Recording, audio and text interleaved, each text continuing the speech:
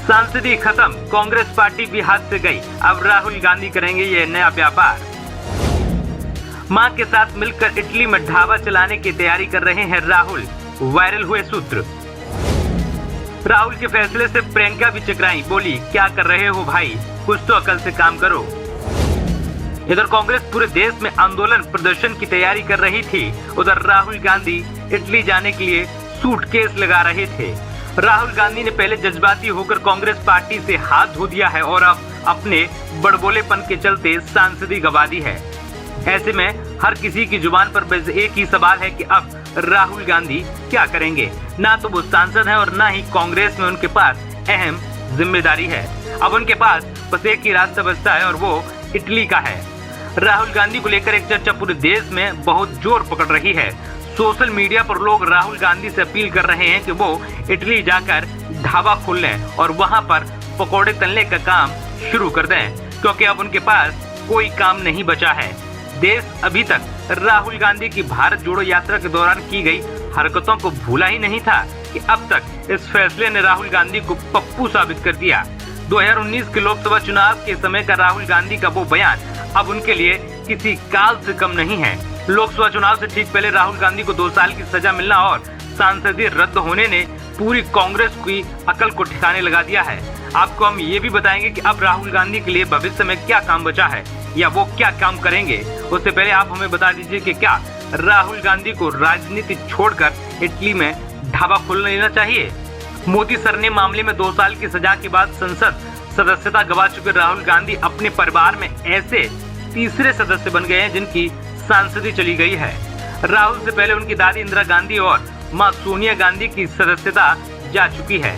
गौरतलब है कि जन प्रतिनिधित्व कानून के तहत 2 साल ये उससे ज्यादा की सजा की स्थिति में संसद सदस्य केवल सदस्यता से अयोग्य हो जाता है, बल्कि सजा पूरी होने के बाद 6 साल तक चुनाव भी नहीं लड़ पाता है। 1971 में आम चुनाव में कांग्रेस बड़े बहुमत के साथ जीती थी।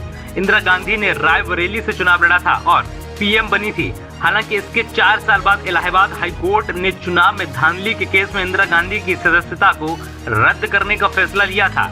इसके ठीक बाद इंदिरा गांधी ने देश में आपातकाल लगा दिया था। 2006 में यूपीए शासनकाल के सोनिया गांधी के खिलाफ लाभ के पद का मामला बना था। सोनिया की भी रायबरेली से सांसद थी। इसके अलावा वह यूपीए सरकार की राष्ट्रीय सलाहकार परिषद की चेयरमैन भी थी।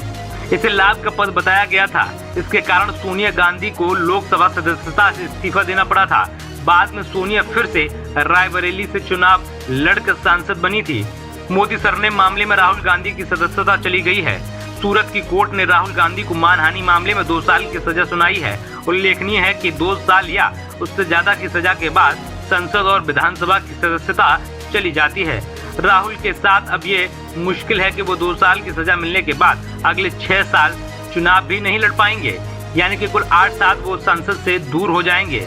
हालांकि अगर ऊपरी अदालत राहुल गांधी की दोषी ठहराने वाले फैसले को ही निलंबित कर दे तो राहुल गांधी की सदस्यता बच सकती है। लेकिन राजनीतिक के पंडितों का कहना है कि राहुल गांधी की सजा वाले फैसले के निलंबित होने के आसार बहुत कम है। उन्हें 8 साल तक संसद से दूरी बनाकर रखनी पड़ सकती है। यही कारण है कि राहुल गांधी के लिए लोगों द्वारा बोला जा रहा है कि वो इटली में जाकर ढाबा खोलने और वहां पर पकौड़े तलने का व्यापार शुरू कर दें। बहरहाल राहुल गांधी की सांसदी तो चली गई है, साथ ही उनके चुनाव लड़ने पर भी रोक लग गई है।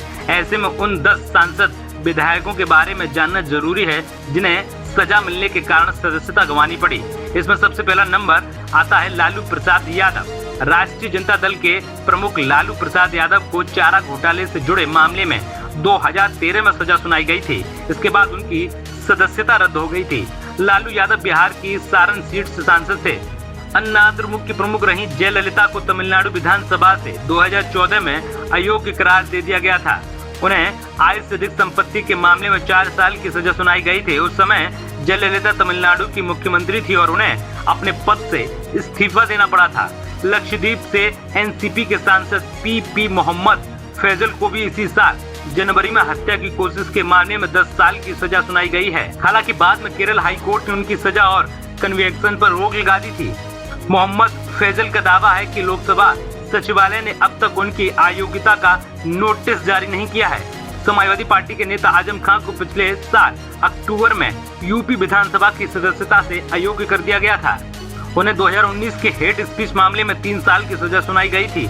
आरजेडी के विधायक अनिल कुमार सहनी भी पिछले साल अक्टूबर में बिहार की विधानसभा से सदस्यता रद्द कर दी गई है। उन्हें धोखाधड़ी के एक मामले में 3 साल की सजा सुनाई गई थी। सहन कुरहनी विधानसभा से विधायक थे। यूपी के मुजफ्फरनगर जिले की खतौली सीट से बीजेपी विधायक की सदस्यता भी अक्टूबर 2022 में रद्द हो गई थी।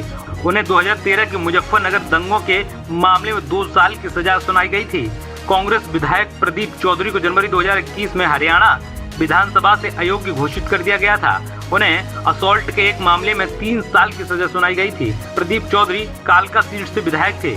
यूपी से बीजेपी विधायक कुलदीप सिंह सेंगर की सदस्यता फरवरी 2020 में रद्द हो चुकी है। उन्हें रेप के मामले में दोषी करार दे दिया गया था। कुलदीप सेंगर उन्नाव जिले की बांगरमऊ सीट से विधायक थे। समाजवादी पार्टी के विधायक अब्दुल्ला आजम खां की फरवरी 2023 में ही सदस्यता रद्द हो चुकी है।